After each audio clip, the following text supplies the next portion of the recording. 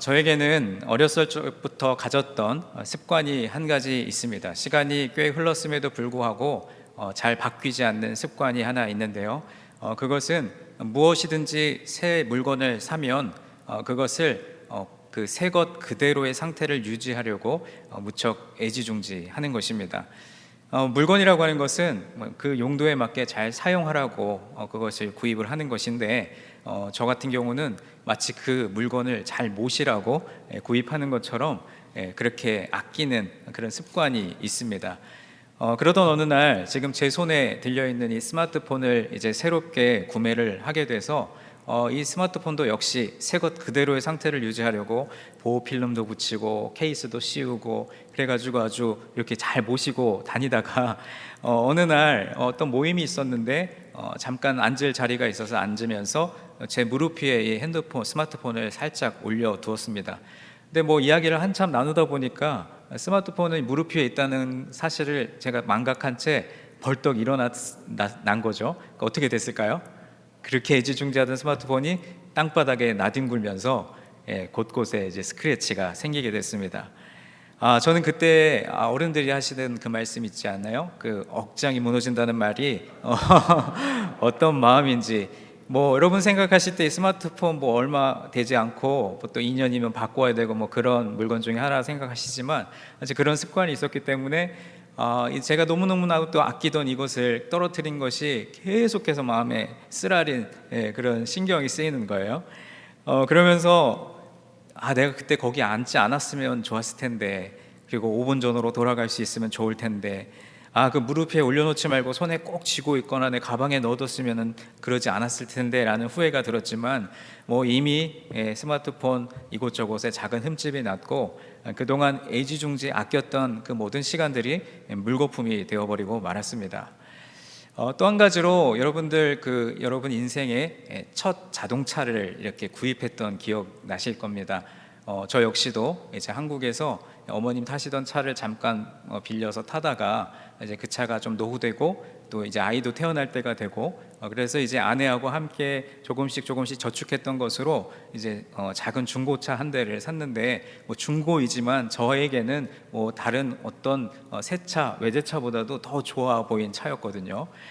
그래서 이제 그 차를 처음 제 인생에 제 돈으로 구입했던 첫 차가 돼서 너무너무 기쁜 나머지 그 차 역시도 그 상태 그대로를 너무너무 유지하고 싶어서 아침이면 또 저녁이면 나가서 차를 한 바퀴 빙 둘러봅니다.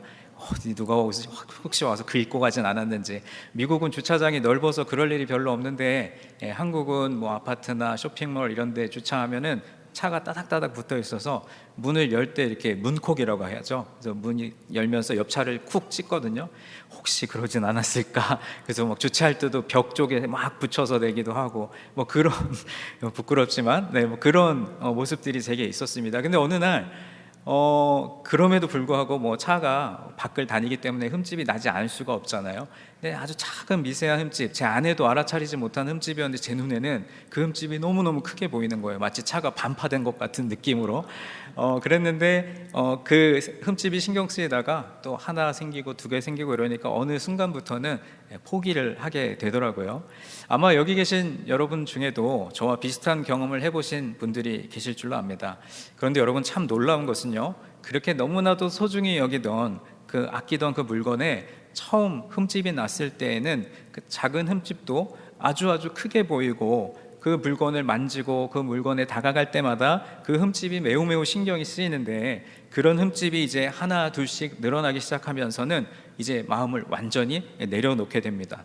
그리고 흠집이 전혀 없을 때는 그렇게도 애지중지하던 그것들을 이제는 마구 소홀히 다루게 되죠. 언제 그랬냐는 듯이 함부로 다루고 점점 흠집에 무감각해지기 시작합니다. 눈에 보이는 사물에 대한 마음이 이 정도라면 여러분, 눈에 보이지 않는 우리의 사람과의 관계라든지 또 우리의 마음에 관한 것이라면 더할 나위 없겠죠. 여러분, 혹시 어떤 사람을 향해서 정말 내 전부를 다 주어도 아깝지 않을 만큼 아끼고 또 좋아하고 그렇게 사랑했는데, 그 사랑에 그리고 그 사람과의 관계에 어떤 작은 흠집이 났던 경험이 있으십니까? 처음에는 그냥 만나서 이야기만 해도 좋고 너무너무 행복하고 그렇게 뜨겁게 서로를 좋아하고 사랑했지만 시간이 흐르면 흐를수록 그 작은 흠집들이 하나 둘씩 보이기 시작하면서 그 사랑이 이내 식어버리고 그 사람에 대한 기대가 완전히 사라져 버리고 있지는 않으십니까? 하물며 그 사랑과 기대가 사람에 대한 것이 아니라 하나님과의 관계에 관한 것이라면 어떠하실까요? 저는 오늘 말씀의 제목을 처음 사랑을 회복시키시는 십자가의 능력이라고 정해 보았습니다. 특별히 예수님을 처음 인격적으로 만났던 그때의 감격과 그 기쁨을 떠올리면서 어쩌면 지금은 조금 변질된 그 처음 마음과 처음 사랑이 다시금 저와 여러분 안에서 뜨거워지고 회복되기를 기도하면서 오늘의 말씀을 준비했습니다. 바라기는 오늘 이 시간 이 예배에 참석하셔서 말씀을 듣는 여러분들도 예수님께 대한 처음 마음 그리고 그 처음 사랑을 다시 되돌아보시고 그 마음과 그 사랑에 작은 흠집이 생긴 것을 알아차리셨다면 십자가의 능력으로 회복되는 귀한 시간이 되기를 주님의 이름으로 간절히 축원드립니다. 오늘 말씀에는 예수님을 아주 많이 사랑했던 제자 한 사람이 등장합니다. 그 제자는 바로 예수님을 사랑하는 것에서 둘째 가라면 서러워할 만큼 앞섰던 베드로입니다. 이 베드로의 이름이 성경에 무려 160번 이상 등장하고 12제자의 이름을 나열할 때 항상 맨 앞에 위치했던 이 베드로. 그래서 우리는 이 베드로를 예수님의 수제자라고 부르죠. 그 베드로의 삶과 그리고 오늘 우리의 삶을 오가면서 처음 사랑에 대한 말씀을 여러분과 함께 나누고자 합니다. 예수님을 처음 만났던 베드로는 주님의 그 부르심에 즉각적으로 응답했던 사람입니다. 마태복음 4장 18절로 20절 말씀을 보면 이제 예수님께서 갈릴리 해변에 나가서 사람들에게 주목하시죠. 그들 중에 바다에 그물을 던지며 살아가던 어부들을 발견하셨는데 그들이 바로 시몬과 안드레라고 하는 형제였습니다. 그런데 19절 말씀에서 예수님께서 그들에게 이렇게 말씀하시죠. 너무나 유명한 말씀, 여러분 같이 한번 읽어볼까요? 나를 따라오라, 내가 너희를 사람을 낚는 어부가 되게 하리라. 지금 고기를 낚아야 할 어부들에게 사람을 낚는 어부가 되리라 하는 다소 엉뚱한 말씀을 하셨죠. 어떤 면에서 이런 약속은 고기를 낚아야 할 어부에게 매우 적절치 못한 것이었습니다. 그런데 이 마태복음을 기록한 저자는 그 어떤 과정도 생략한 채 바로 20절로 넘어가는데 다 같이 읽겠습니다. 그들이 곧 그물을 버려두고 예수를 따르니라 라고 기록하고 있습니다. 시몬은 예수님의 부르심, 그것에 들어있던 진정한 가치, 진정한 의미를 깨달았던 것이죠. 그래서 시몬은 사람을 낚는 어부가 되게 하리라는 주님의 약속을 믿고 망설임 없이 곧 그물을 버려두고 예수님의 제자가 되었습니다. 인생의 모든 것들을 내려놓고 예수님을 따른 것입니다. 그리고 또 마태복음 16장에서도 제자들이 함께 모여있는 자리에서 예수님께서 제자들에게 물으시죠. 사람들이 인자를 누구라 하느냐? 그랬을 때 그 예수님의 물음에 대해서 주는 그리스도시요 살아계신 하나님의 아들이십니다 라고 하는 위대한 신앙 고백을 했던 사람이 바로 베드로입니다. 이처럼 베드로는 예수님을 처음 만난 그 순간부터 그리고 예수님을 뜨겁게 사랑했고 그리고 그 예수님을 뜨겁게 신뢰했으며 따랐습니다. 그 베드로의 모습 속에서 여러분 한번 이런 생각을 해보지 않으시겠습니까? 베드로가 예수님을 만났던 첫 순간이 이러했는데 그렇다면 오늘 나는 그 예수님을 처음 만났던 그 순간은 어떠했지? 어떤 분에게는 1년, 2년 전일 수도 있겠고요. 또 어떤 분에게는 50년, 60년 전 이야기일 수도 있겠지만 그 세월의 길이와 관계없이 예수님을 인격적으로 만나셨던 그 첫 순간, 그 첫 감격을 여러분 한번 여러분 마음속에 회상해 보시기를 바랍니다. 저는 강원도 속초에 있는 속초 성결교회에서 저희 부모님을 통해 모태 신앙을 갖게 되었습니다. 여기에도 모태신앙으로 신앙생활을 해오신 분들이 여럿 계신 줄로 아는데 이 모태신앙들이 가지는 특징이 몇 가지가 있잖아요. 어렸을 적부터 주일이 되면 교회 가는 것이 너무나 당연한 일이었습니다. 물론 이 중에 어렵게 믿음 생활을 시작하신 분들께는 좀 신뢰가 될 수도 있는 말씀이겠지만 제게는 주일이 되면 교회 가는 것이 너무나 자연스러운 일이었고, 그리고 그렇게 무난하게 부모님과 또 가족들과 신앙 생활을 하게 되었습니다. 그런데 그것이 저에게 축복이지만 도리어 독이 될 때가 있습니다. 예수님을 믿고 그 사랑과 은혜에 감격해서 예배를 사모하는 마음으로 오늘 주일이네, 교회 가서 예배 드려야지 라는 마음이 늘 유지가 되면 얼마나 좋을까요?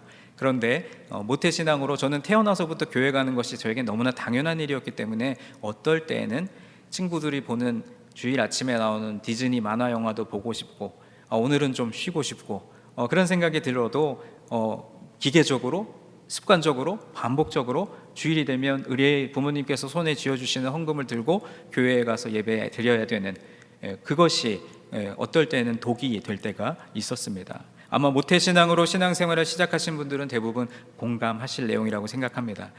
그러다가 그렇게 타성해져던 신앙생활을 하다가 이제 중학교 1학년 여름 수련회에서 뜨겁게 찬양하고 말씀 듣고 기도하는 가운데 그때 저는 저의 죄를 고백하고 간절히 주님을 부르짖을 때, 그때의 그 신앙 체험을 통해서 예수님을 만나게 되었고, 나의 죄를 용서하신 그 구원의 주님을 제 입으로 고백하게 되었습니다. 그때부터 중고등학교 시절을 아주 뜨겁게 주님의 일을 섬기면서 교회를 섬기고 또 아이들과 함께 신앙생활하면서 그렇게 정신없이 아주 행복한 시간을 보냈습니다. 그리고 그것이 또 시초가 돼서 지금 제가 이렇게 목회자의 길을 걸어가게 되는 계기가 되기도 했습니다. 저뿐만 아니라 여기 계신 성도님들 모두 그 예수님을 처음 만났던 그때의 감격과 그때의 경험들이 있으실 것입니다. 여러분이 예수님을 처음 만나셨던 그때는 어떠하셨습니까?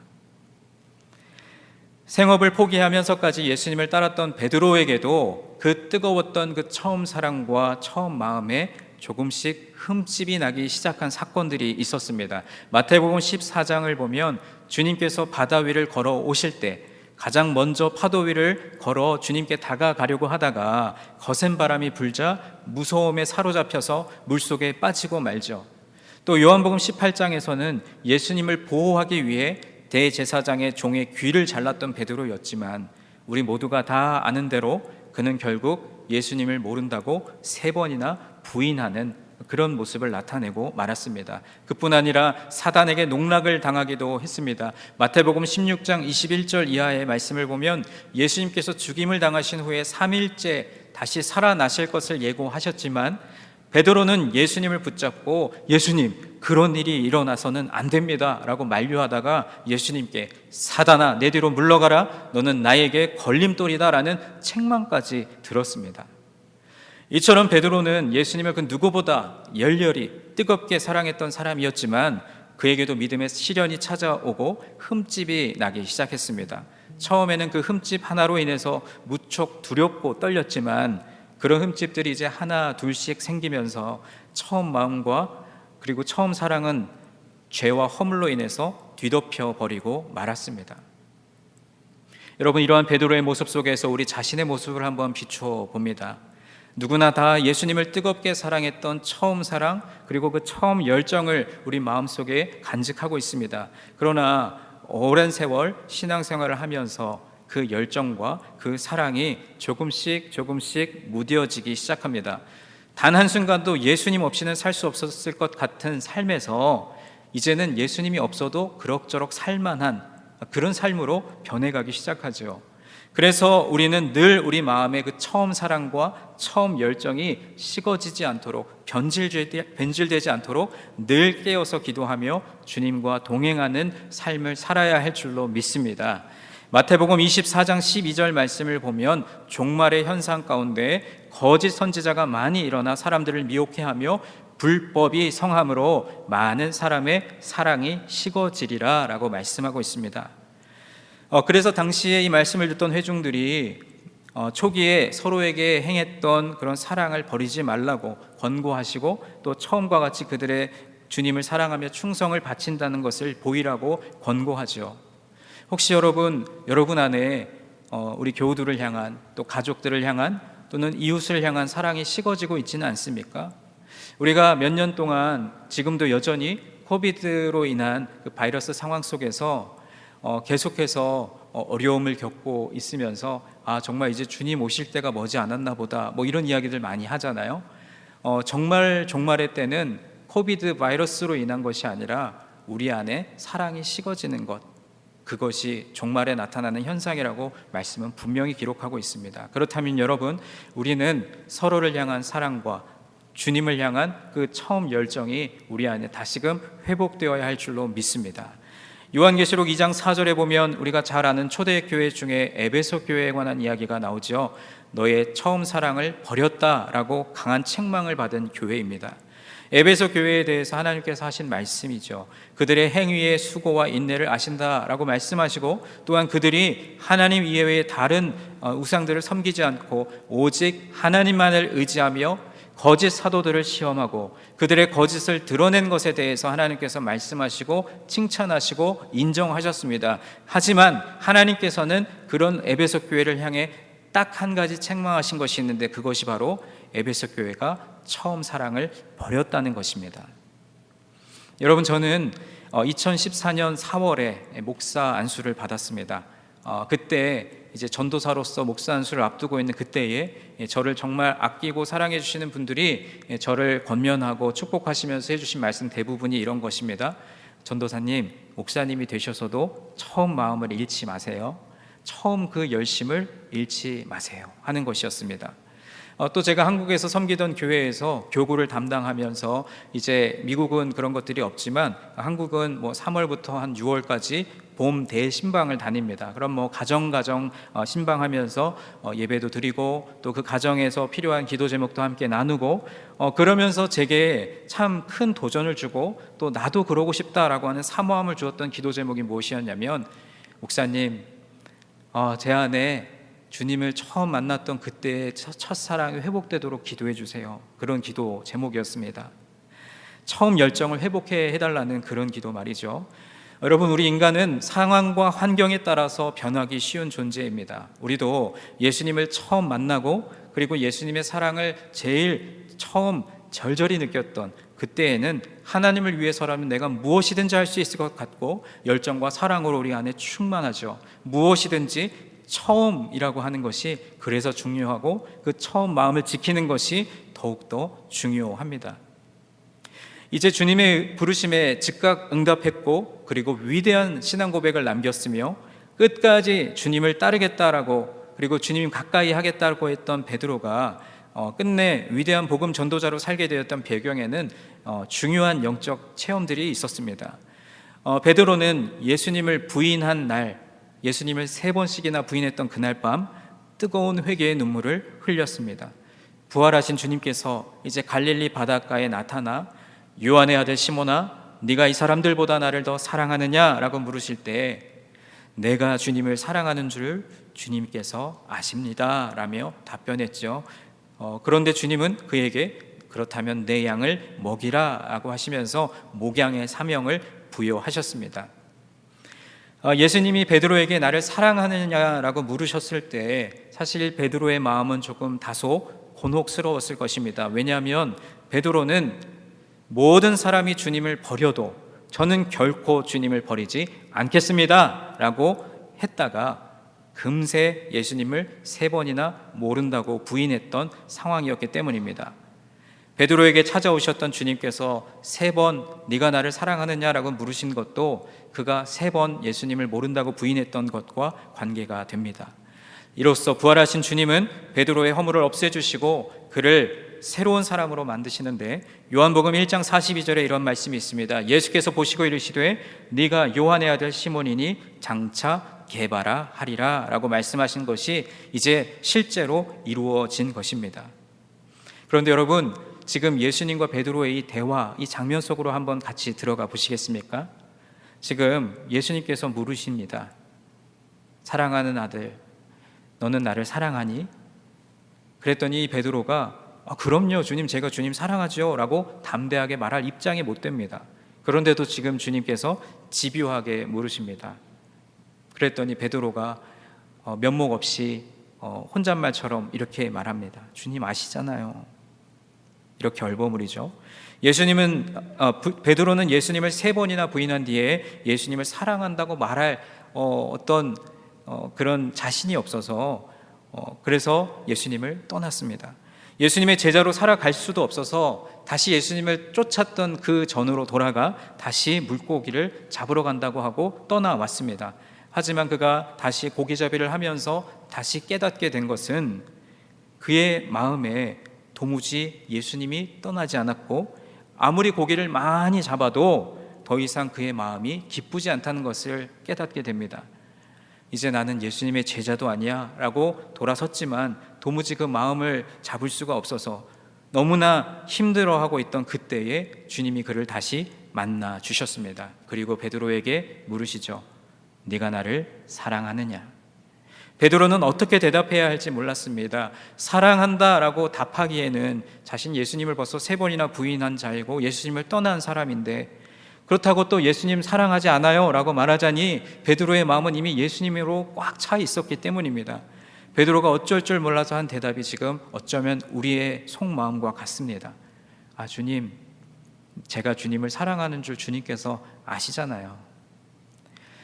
정말로 주님께서 사랑하시는 여러분, 우리가 예수님을 사랑한다고 말할 때 사실 우리는 너무나 자격이 없어 보입니다.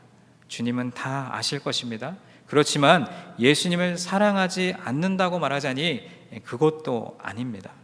예수님을 떠나서는 이미 아무것도 할 수 없는 자들이 되었기 때문이죠. 그 예수님의 사랑에, 십자가의 그 사랑에 우리는 완전히 사로잡히게 된 것입니다. 제가 아까 잠시 언급했던 2014년에 목사 안수식이 있던 날, 그 당일 새벽에 이제 그날 안수받게 된 목사 후보생들을 쭉 강단에 불러놓고 드림 기도라는 시간을 가졌습니다. 말 그대로 저를 이제 주님께 드립니다라고 기도하는 것이죠. 그때 그 예배를 인도하시던 목사님께서 우스갯소리처럼 하셨어요. 이제 마지막 기회다. 지금 드리지 않을 사람들은 떠나도 좋아. 그러나 지금 이 드림 기도를 드린 뒤에 돌이킬 수 없으니 잘 결정해 라고 이야기를 하셨는데, 이제 일평생 하나님을 위해 내 목숨도 아낌없이 헌신하겠노라 다짐하며 기도하는데 문득 제 마음속에 그런 생각이 들었습니다. 도대체 내가 무엇이기에, 내가 무슨 자격이 있어서 하나님이 이때까지 나의 인생 여정을 통해 나를 훈련시키시고 목사가 되게 하셨는지 아무리 생각해도 도무지 이해할 수가 없었습니다. 나같이 부족한 사람을, 나같이 허물 많은 사람을 도대체 왜? 그렇게 한참을 하나님께 물으며 기도하는데 그동안 지나온 시간 속에서 하나님께서 저와 함께 하셨던 그 순간들이 파노라마처럼 머릿속에 쫙 흘러가는 거예요. 그러면서 찬송가 310장의 고백이 저의 고백이 되었습니다. 하나님의 은혜로 이 쓸데없는 자 왜 구속하여 주는지 나는 알 수 없도다. 여러분, 이것이 바로 십자가의 은혜이고 십자가의 능력인 줄 믿습니다. 십자가는 죄 범한 우리의 인생을 향한 하나님의 사랑의 결정체입니다. 즉 하나님이 세상을 이처럼 사랑하사 독생자 예수 그리스도를 우리를 위해 죽기까지 내어주신 그 사랑의 핵심, 그 사랑의 결정체이죠.